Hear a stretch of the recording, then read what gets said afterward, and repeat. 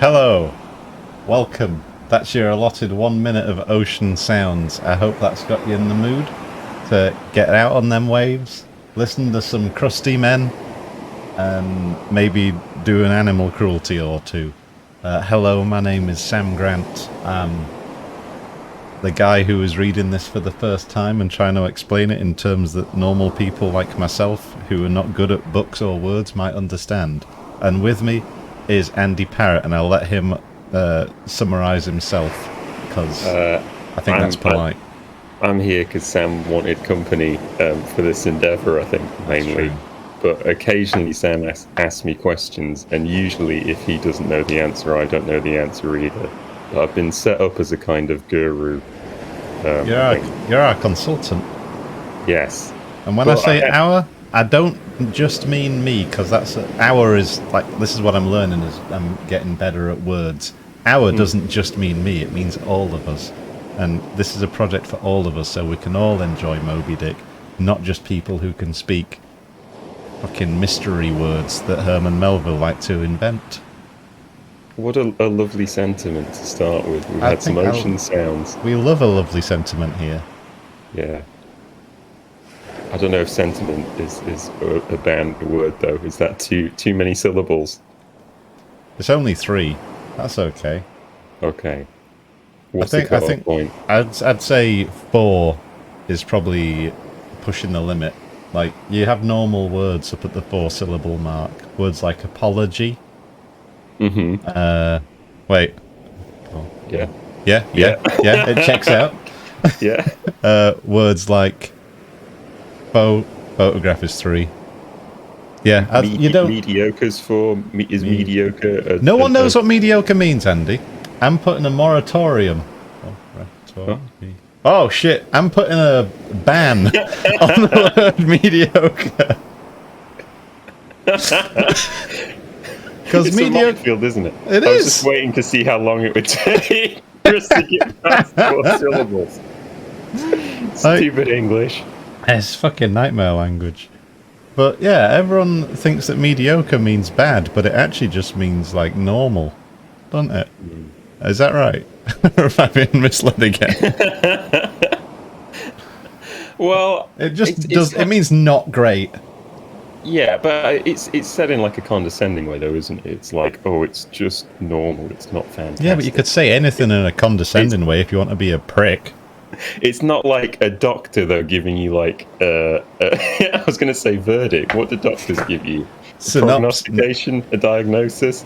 It's not like the doctor walks in and is like, great news. Diagnosis. Yes, yeah, also prognosis, yeah.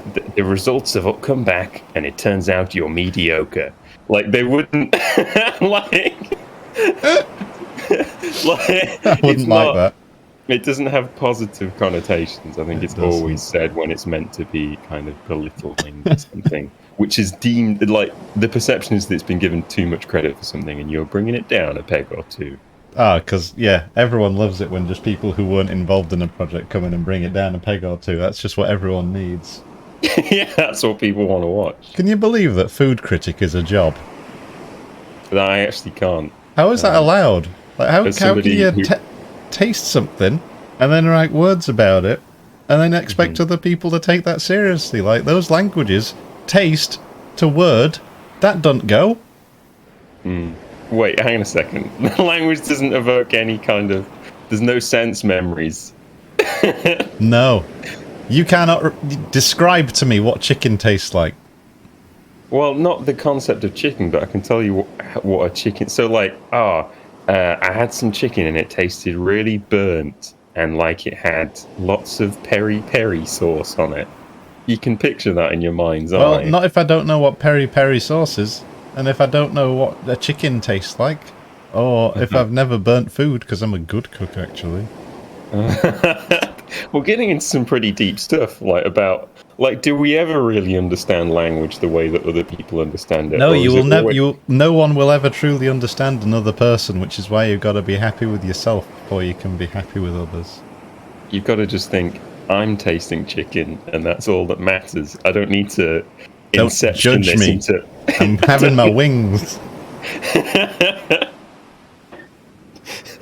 It's not about forcing all these sentences on other people with words. Speaking of forcing sentences on other people, Andy, we are on a speed run today, and we should probably crack Yeah, on we because are. you've got some chili to get in you. It's some stew.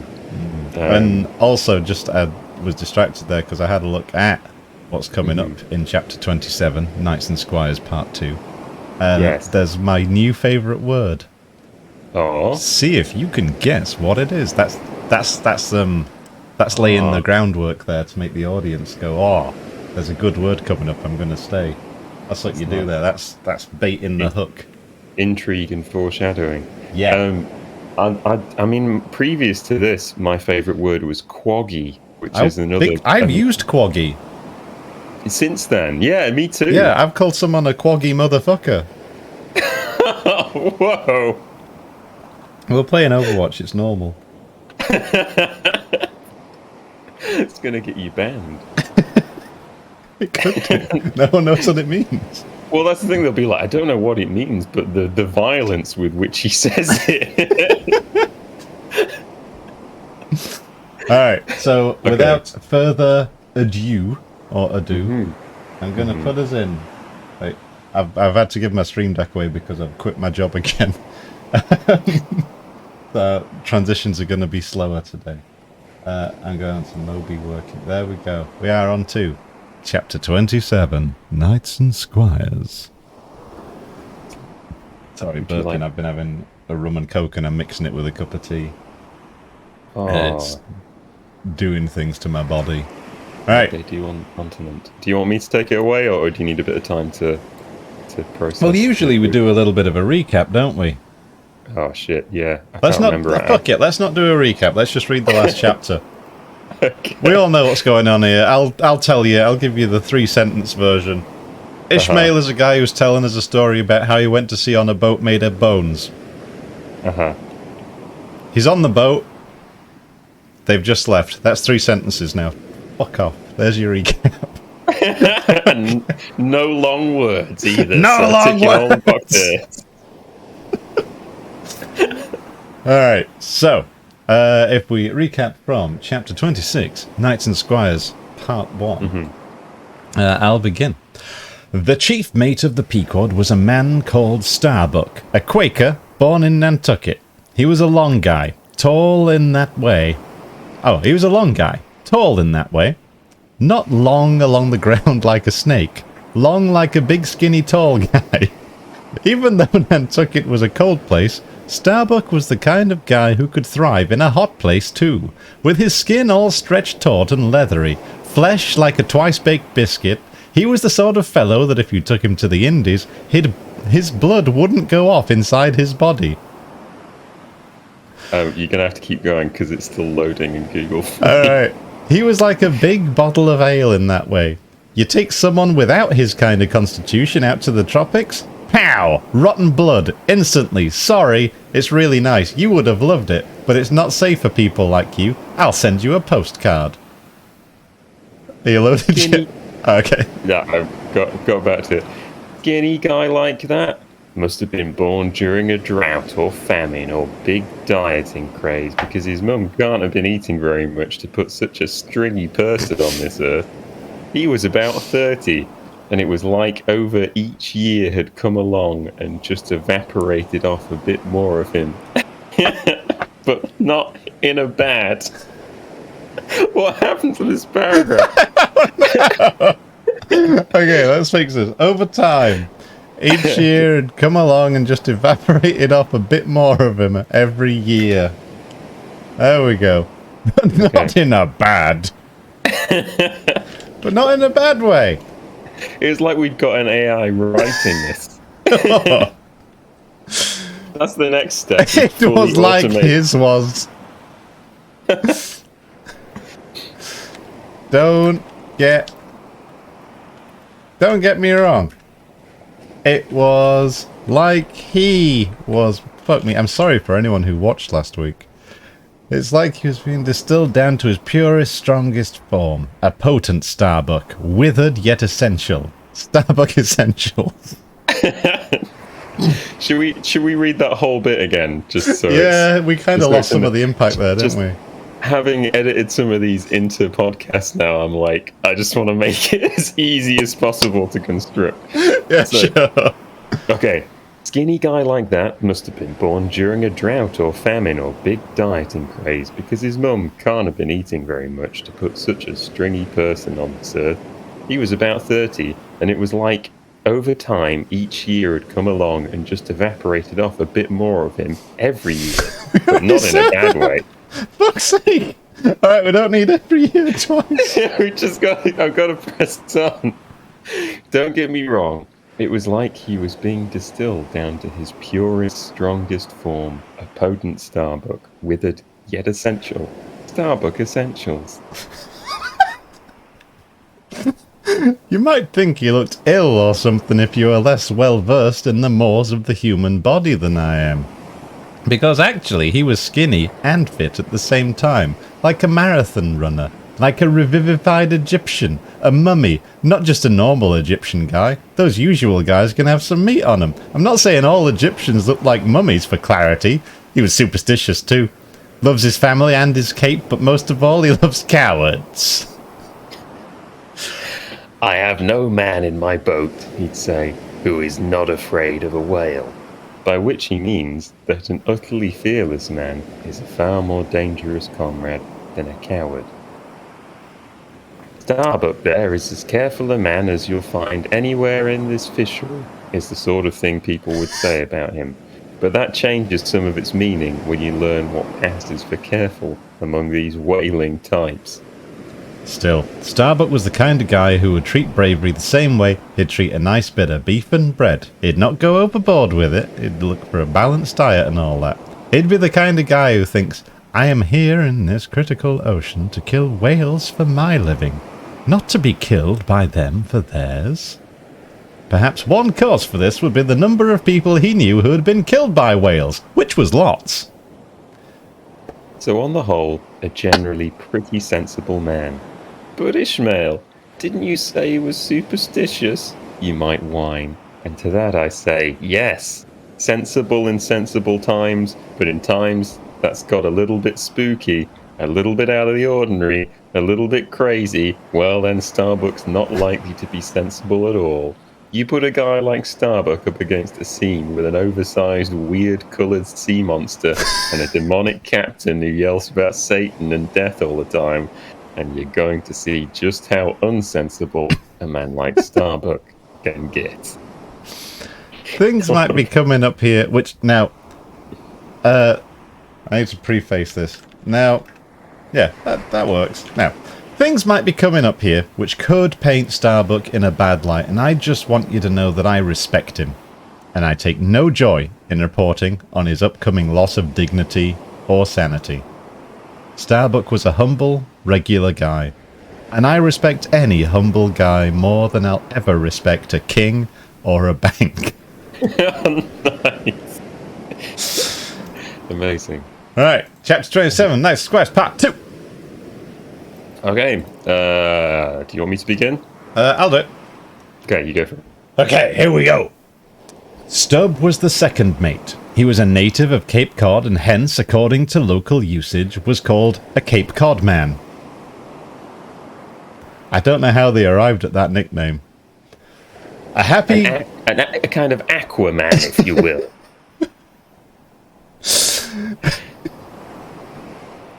I think we can just lose that part. Just say he was a Cape Cod man. People will know that means he's from Cape Cod. Yeah. A happy-go-lucky, neither craven nor valiant, taking perils as they came with an indifferent air, and while engaged in the most imminent crisis of the chase, toiling away, calm and collected as a journeyman joiner engaged for the year, good-humoured, easy and careless. He presided over his whaleboat as if the most deadly encounter were but a dinner, and his crew all invited guests.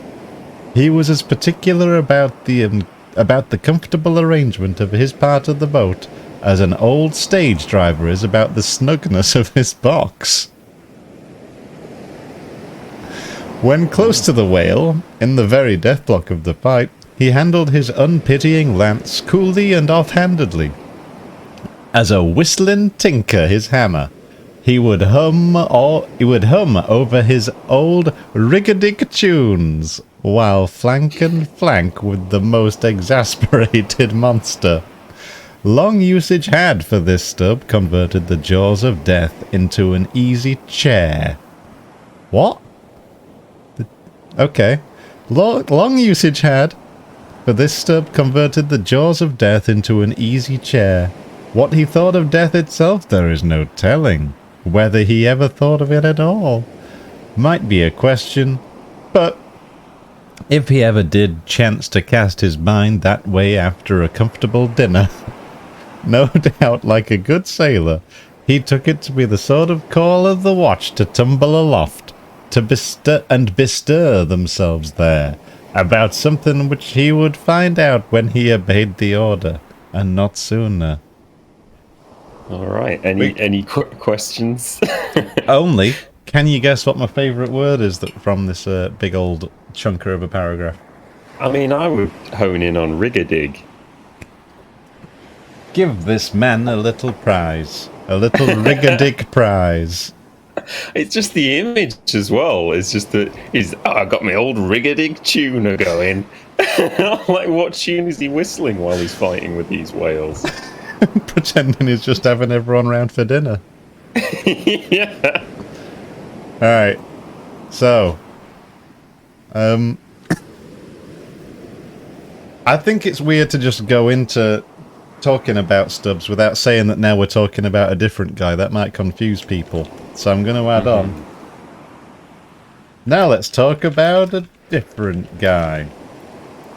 Nice. Was Stubbs the guy they were sat on earlier? I don't know. I think that was Stubbs. I thought that was just a dude. I don't think they came back to that, did they? I think he was Stubbs. You know what? I'll go and check. I'm going to Control F. Stubbs. It's Stub, so not. Oh, there's a Stub and a Stubbs. What? Wait, what? There's just a Stub. Oh, there is a Stub. Go up. Up to you, Mr. Stub. Wait. Okay, he cropped up in Mr. Mr. Christmas? Merry Christmas. Okay, it wasn't him that they were sat on, as far as we know. In Mr. Christmas's whale time miracle. Look, there's snow coming out of the sea. And it's just a whale, but he's blowing snow out of his blowhole because it's been very cold. Let's whistle a rigadig tune and spear him.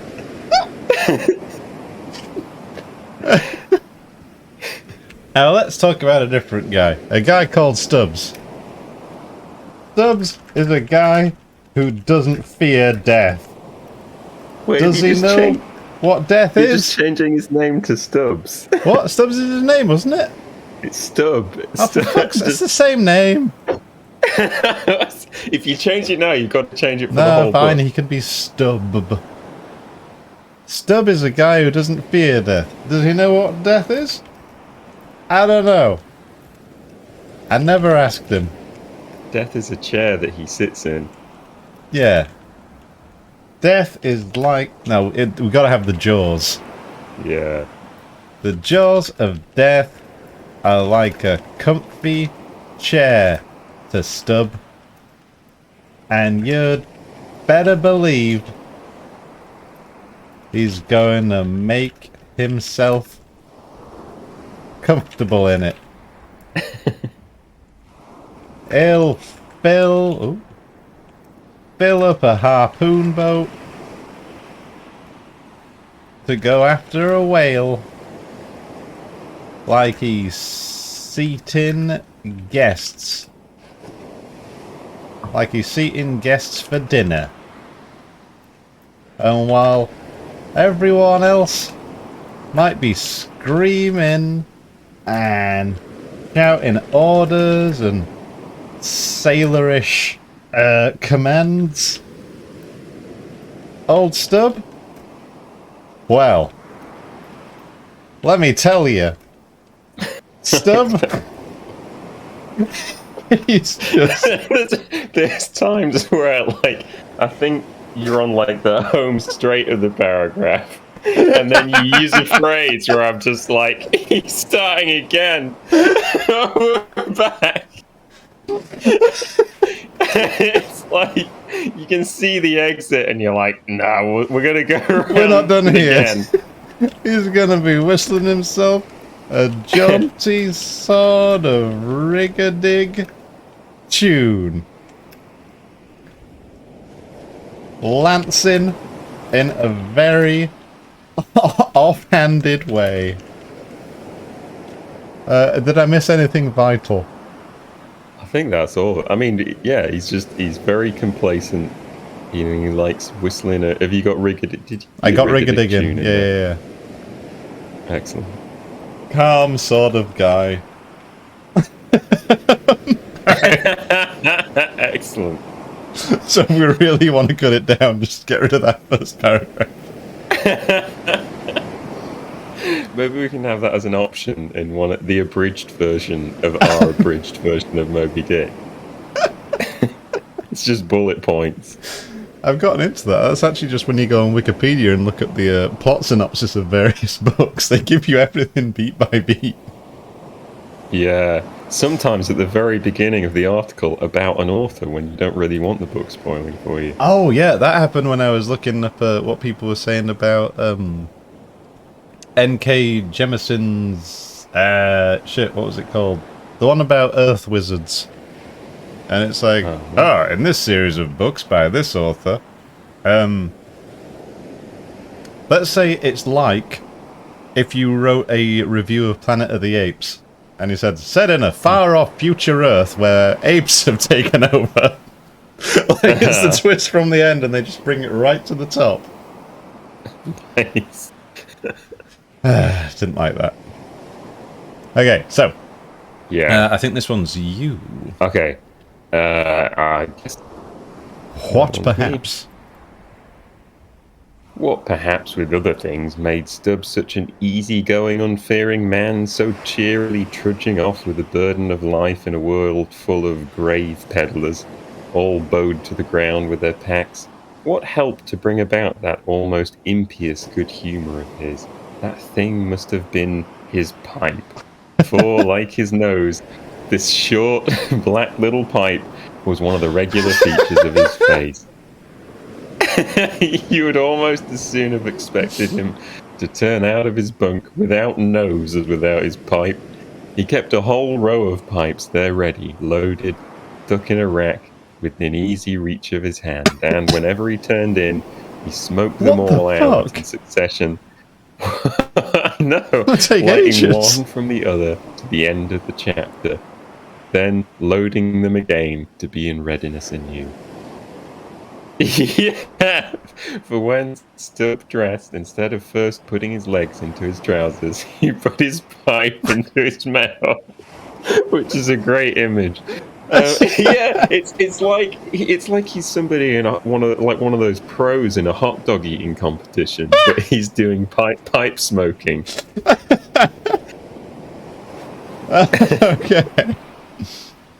Do bear in mind if we need any extra help with any of these paragraphs, we do have a special guest this week as well. Oh, that is true. We do have a special guest. Andy, would you like to introduce us to the special guest? I can introduce. I don't think it's been that confusing so far, but I'll let him introduce himself. It's a wonder of modern science. We did have to pay a software engineer a lot of money for this, so I'm hoping we. Oh, sorry, he was interrupting you there, Sam. You go. It's classic. Yes, I'm hoping he gives us some good insight. Otherwise, we've wasted all this money. Let's see. Hello there.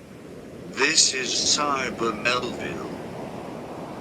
In case you couldn't tell, I've been drinking. But I'll help however I can. Glad you like my little book. Well, we do like it, Saber. Do you have any questions to Cyber Melville, the greatest AI of Melville we've been able to create? My initial question would be just about his accent. Uh-huh. Is it because we paid British software engineers, or did Melville actually have an English accent? Let's put it to him. But I'll help however I. Said that already, Melville. He has been drinking. He has been drinking. He did tell us he'd been drinking. Oh, he's still saying. There we go. Everyone sounded like this in the 1860s. And in case you were wondering, it sucked. Oh no. Sounds like Bill Nye. Yeah, he does. It's certain, if not imminent, death. Well, it's probably pipes. This was a guy who would have. This was a guy who had a pipe in his mouth as often as he'd have a nose on his face. Smoked a whole bunch. Time for bed? This guy's got an entire flight of pipes on his bunk. And he's gonna smoke that chain. And he's gonna chain smoke that. I don't know enough about smoking to use the lingo. He's gonna chain smoke that shit. Yeah, that sounds right to me. All the time. Very smoky. Kept him calm though. Excellent. Fun fact. This guy would light up before he'd even put on his trousers in the morning. Alright, we kept that brief. Excellent. Well done. Alright. Next one's a short one. Yeah. I say this continual smoking must have been one cause, at least, of his peculiar disposition. For everyone knows that this earthly air, whether ashore or afloat, is terribly infected with the nameless misery. Is that how you spell miseries? Yeah, that's so. Looks wrong. Nameless miseries of the numberless mortals who have died exhaling it, and as in time of the cholera, some people go about with a comphorated handkerchief to their mouths. So likewise, against all mortal tribulations, Stubbs' tobacco smoke might have operated as a sort of disinfecting agent. So there you have. You heard it here first, folks. Smoking is good for you, especially if you smoke loads of different pipes all the time. I guess smoking must be good for you. Brackets. This is not true. Smoking is bad. Science has moved on from this belief. Okay.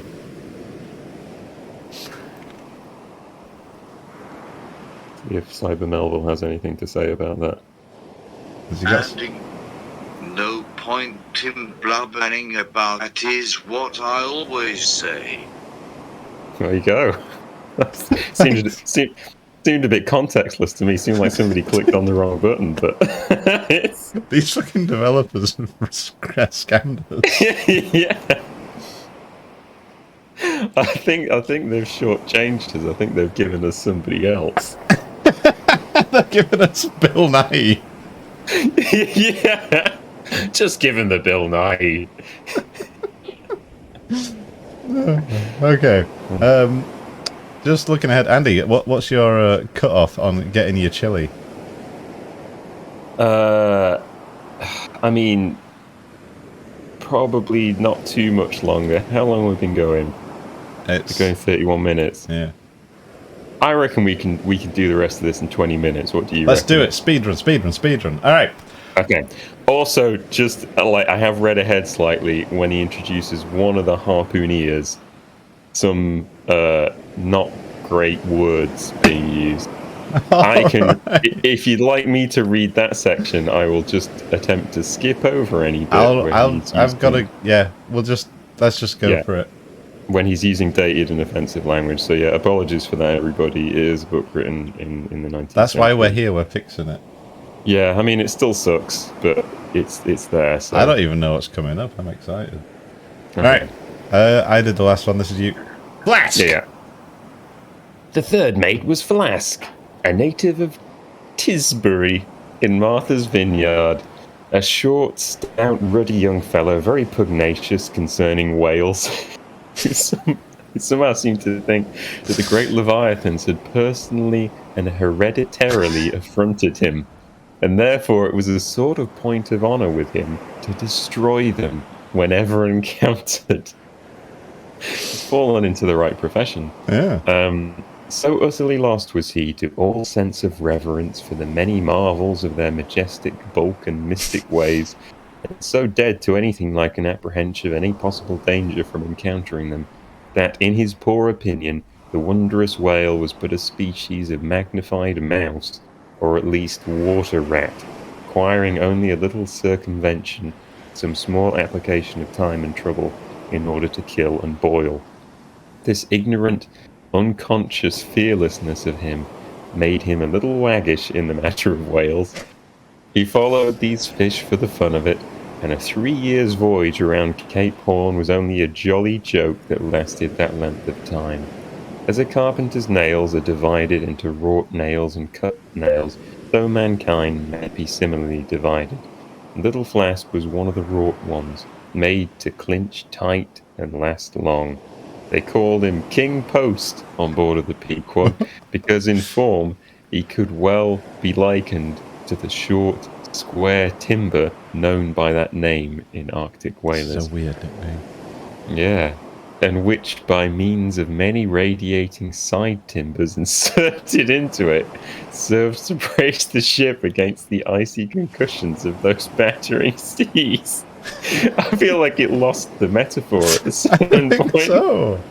Okay, You Andy. know, he's just like one of these pokes you can hammer things into, and it makes them more secure. I'm gonna just put what's in my heart for this, and I think I've got this. Okay, I'll read it as it appears on the page.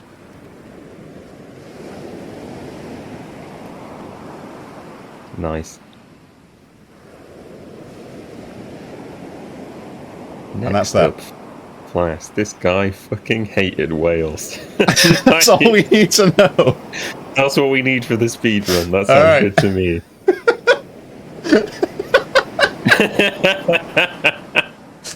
Right. Well done. Okay. Now, these three mates, Starbuck, Stubb, and Flask, were momentous men. They it was who by universal prescription commanded 3 of the Pequod's boats as headsmen, in that grand order of battle in which Captain Ahab would probably marshal his forces to descend on the whales. These 3 headsmen were as captains of companies, or being armed with their long, keen whaling spears, they were as a picked trio of lancers, even as the harpooneers were flingers of javelins. Right, I can summarize that. Mm-hmm. These 3 were the main harpoon boat guys. Yes. Like miniature captains or miniature ships. That's it. There might not have been lobbing harpoons themselves, but then Ahab wasn't gonna be doing that either. But yeah, still give him credit for the kill. Brackets of Wales, not the crew.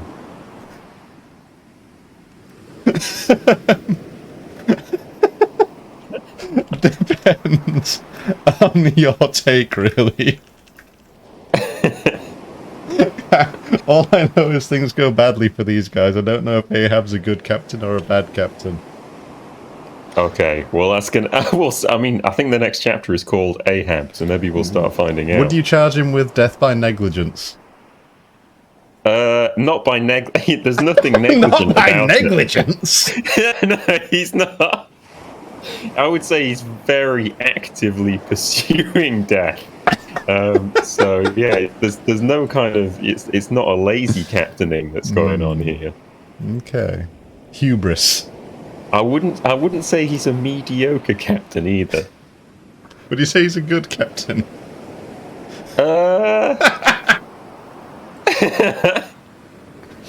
I mean, there's good captains like somebody who keeps the ship in order, and there's good captains like somebody who brings the ship home. So is he either of those types? he's kind of one of those. If by keeping things in order you mean everybody's terrified of him and he might be possessed by a demon. But it's whatever works. I mean, I've been. If you've ever learnt about different, leadership or teaching approaches, you've got to fall. Sometimes you fall into one of those camps. Would you say he's a negative reinforcement type guy? Yeah. Okay, I'm looking forward to it. He's a rational, emotive captain. Just tells it like it is. Oh no. People like that usually turn out to be liars. That's true. It's a good rule. Alright. Okay. And since in this famous fishery each mate or headsman, like a Gothic knight of old, is always accompanied by his boat steerer or harpooner, who in certain conjunctures provides him with a fresh lance when the former one has been badly twisted or elbowed in the assault, and moreover, as there generally subsists between the two a close intimacy and friendliness, it is therefore but meet that in this place we set down who the Pequod's harpooneers were, and to what headsman each of them belonged. Alright, we can get on with that. This is the Knights and Squires chapter. Mm-hmm. The other one.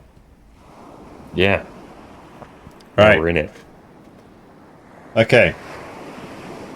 So it's like these three were like knights, The guys in armor on horses with spears and all that. And these knights, I don't know if you know much about knights. They usually... I thought you were just going to stop there. these guys called squires, who would give them a hand with stuff and be friends with. That's the analogy I'm going with here. So these guys, like knights, they had some other guys who helped them. These guys No. were the harpooneers. The harpooneers. This is forever now, isn't it? This is my One each. Helper and boss. So I'm now going to talk about who these harpooneers were. Here they are. I was really worried for a second there, but that was a really elegant dismount. That chap.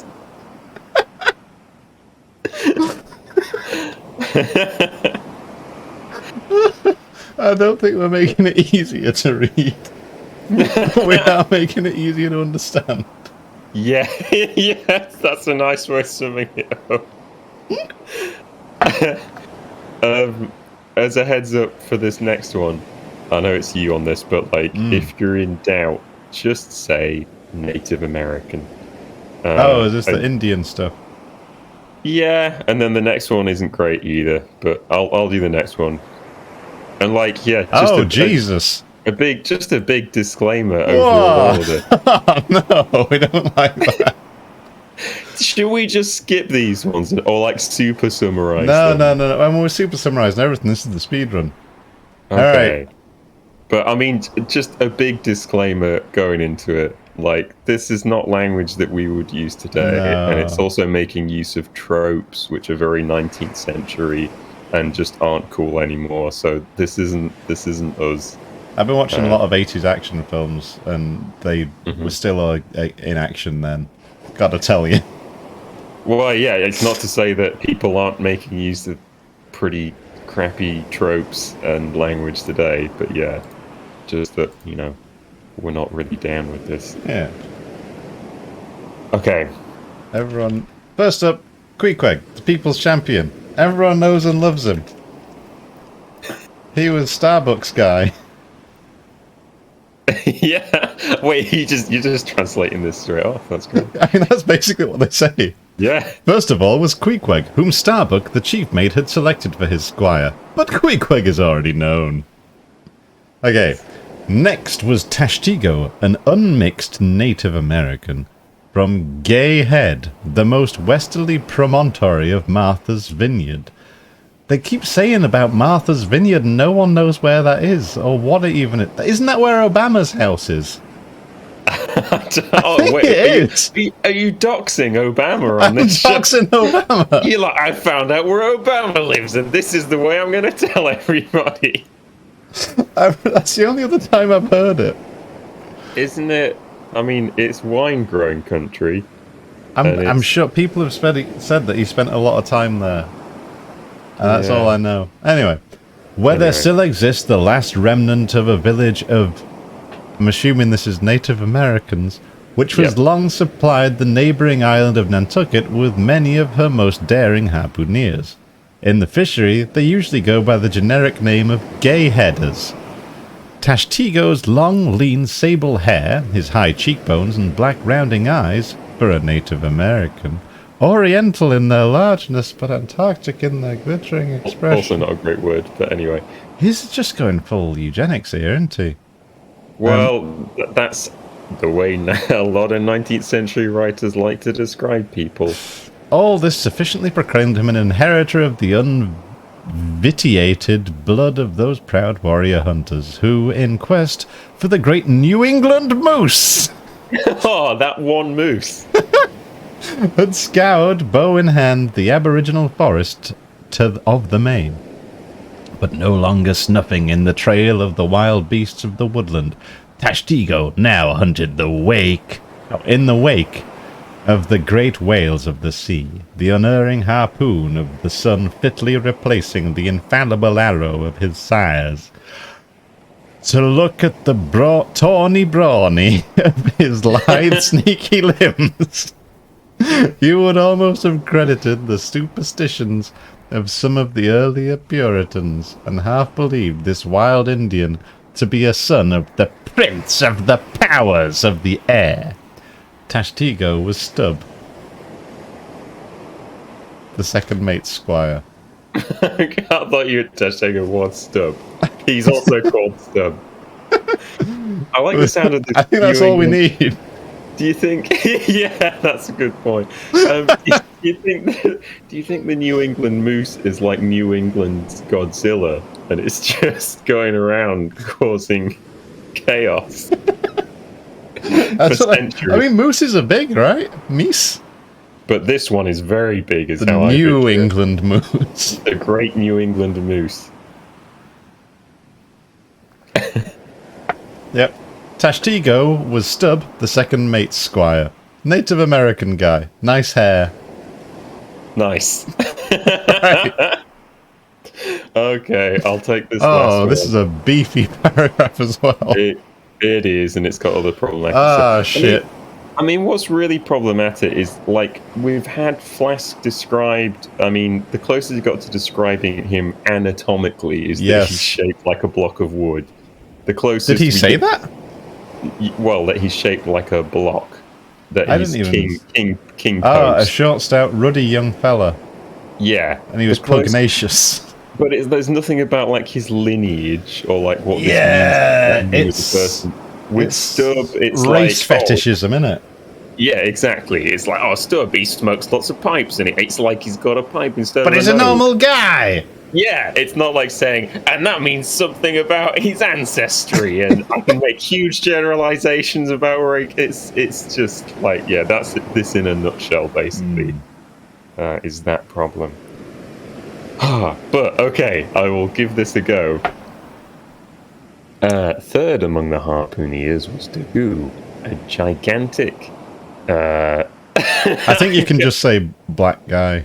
Yeah, black person with a lion-like tread, an Acerus to behold. Fuck off, Melville.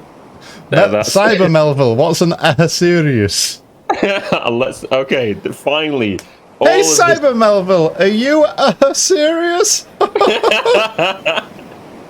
Okay, let's ask him. Finally, all this that we've invested in this AI, and it's going to pay off. Okay, let's see if I can get him to start at the right point. No, I don't know what I was thinking with that part, to be perfectly honest. Sometimes not meaning anything is the whole point of a story. Okay. Thanks, Cyber Melville. Alright, go on, speedrun, you gotta get your chili. Okay. I'm pretty sure I know how I'm gonna translate this anyway. Acerus to behold. Apparently that's somebody from the Bible. Oh. Suspended from his ears were two golden hoops, so large that the sailors called them ring bolts. We've been introduced to ring bolts because that's what Queequeg wouldn't let go of, and that's why he's still on a ship today. And would talk of securing the topsail halyards to them. Oh, what a funny joke. Haha, sailor humour. Yeah. In his youth, Dagu had voluntarily shipped on board of a whaler lying in a lonely bay on his native coast, and never having been anywhere in the world but in Africa, Nantucket, and the pagan harbours most frequented by whalemen, and having now led for many years the bold life of the fishery, in the years of owners uncommonly heedful of what manner of men they shipped, Dagu retained all his virtues, and erect as a giraffe moved about the deck in all the pomp of 6'5". Ah, he's tall. 6'5" in his socks. Oh, he must have like big drag act boots. Well, I'm presuming everybody else has big drag act boots. Hey, this isn't a one-piece crew. There was a corporeal humility in looking up at him. I felt like a body when I looked at him. Yeah, and a white man standing before him seemed a white flag come to beg truce of a fortress. Okay. Curious to tell, this imperial guy, Acerus Dagu, was the squire of Little Flask, who looked like a chessman beside him. Take that, Flask. As for the residue of the Pequod's company, be it said that at the present day not 1 in 2 of the many thousand men before the mast employed in the American whale fishery are Americans born, though pretty nearly all the officers are. So there's discrimination in action. Okay, I think we can split this paragraph because that's a big thing, and we've just had Dagu, right? So let's just cover Dagu here. Yeah. Alright. Dagu up next. Massive fella from Africa. I think that pretty much covers it. He was teamed up with what's he called? Flask. Flask. Flask is a pretty awesome name. I don't feel like we've really touched on that. Who was a small guy. Flask looked so small next to him. Like he was a chess piece. Ah! Right. Okay. Okay, are you doing the last bit? Yeah. Any questions for Cyber Melville, or should we save them until the end? I'm okay. I think this all makes sense so far. Excellent. Just wondering what Melville thinks a chess man is. Like, is he talking about a pawn? Is he talking about the king? Or is it... Were chess pieces just different back in the day? And did you have a specific guy like, Jonathan to Q6? Like... Let's see what he says. I don't know if that's a chess move. Sometimes there is no way of me explaining this that either of us would understand. There you go, Sam. Sorry. Alright, well, if that's what the algorithm says. I think he has a final... There is no... If you have a problem, I can go and get Leo Tolstoy. I love how angrily he said that one. I guess that's where all the money for this AI program went. Was into the delivery of that line. If you have a problem, I can go and get Leo Tolstoy. Okay, right, speedrun. As for the residue of the Pequod's company, be it said that the present day not 1 in 2 of its many thousand men before the mast employed in the American whale fishery are Americans born, though pretty much nearly all the officers are. Alright, we can cover that. Mm-hmm. Diverse crew! On the surface of it, at least... 1 in 2 whalers was a foreigner in the American fisheries. But every single... was it commanding officer? Yeah, or just officer. Ah, okay. But every single officer was American born. Make of that what you will, brackets. It's institutional. How do you spell institutional? Institutional.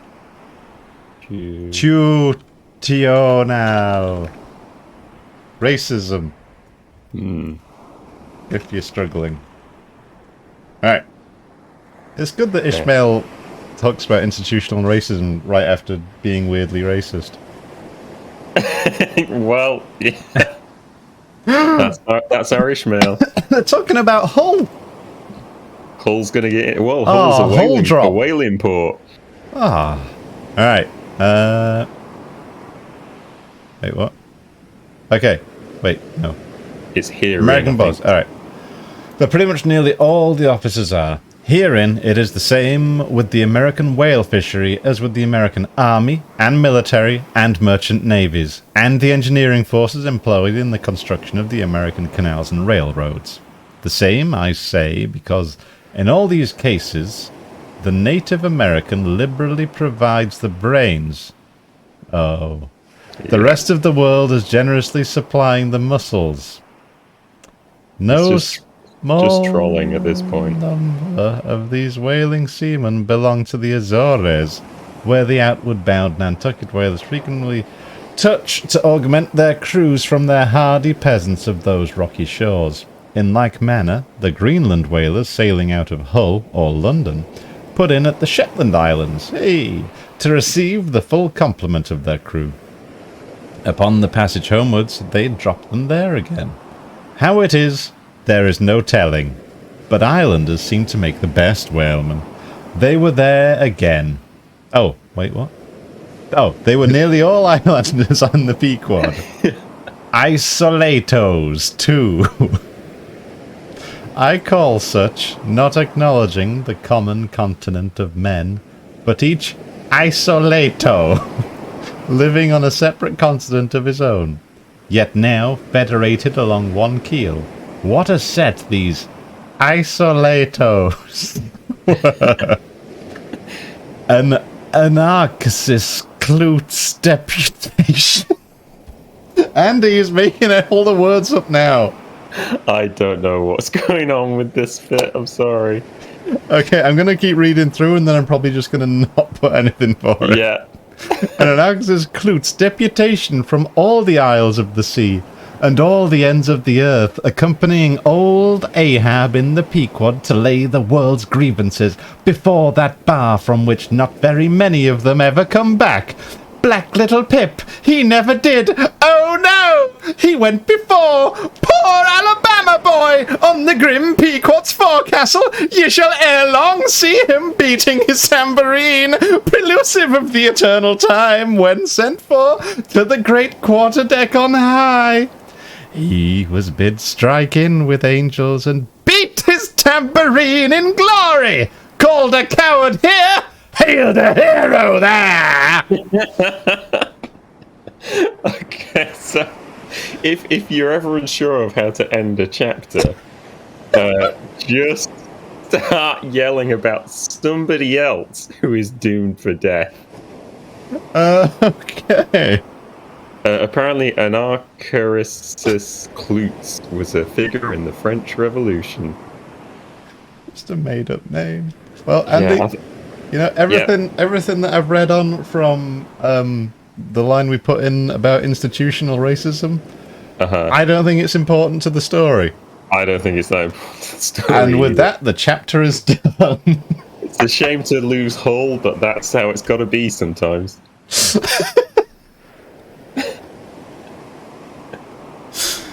Yes. I'm just gonna see if Cyber Melville has any final closing thoughts on any of this. Like, You don't have. I made up the part about gay headers because no one can stop me from making stuff up. there we go. That's and that's all he wrote. I mean, that's not true. He's written so much more. Including chapter 28, Ahab, where we're going to meet a man called Ahab. I'm pretty excited. Who I've for heard that. great things about, heard wonderful things about his captaining skills. If I were watching or listening to this, I would be very excited about the upcoming chapter. Almost as excited as the chapter after that, called Enter Ahab. To him, Stub. What? That's chapter 29. I gotta check this. Oh, yeah. And then we got the pipe. Oh, which pipe, though? We've already established It's got there's so lots many. of pipes. Oh, that's a short one. Ahab is Okay. a... Oh, these are all manageable. Alright, so... See you next weekend. Lots to look forward to. Yeah. So, I think we've all learned something today. Mm-hmm. And it's that you shouldn't... Pay AI companies to deliver on promises they can't keep. Yeah, I think they're just lying to us. Also, Herman Melville, or at least people at the time, just making very free use of bad words and bad ways of thinking about people. Lots of bad takes, lots of bad language. But the next chapter, probably leaving Bad, a that bad behind. person. Yes. Cool. All right, we'll call it there then. And unless you have anything else to add, Andy? No, just, thanks for joining us, as always. What a journey. And we'll see you later. Bye-bye. Bye. Hang on, I don't have my fancy button. There it is. There's the end. I pushed the button. You can see the whale going there. Now that feels like an ending. It does, doesn't it?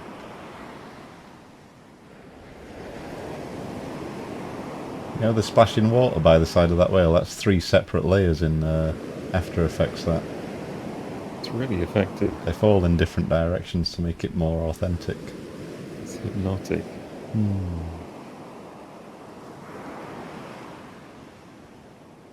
I'd like to redo this.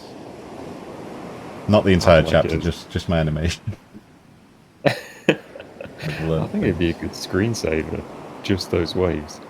Not the whale. Well, the whale's good too, but I mean, if you like just had the waves going across for a screensaver, it would be like just super chill. Do people have screensavers now? I don't think so. I think I think they just turn the screen off. It's just a better idea. Like Clippy and Bill Gates, it's fallen by the wayside. Alright, I'm going to stop the stream.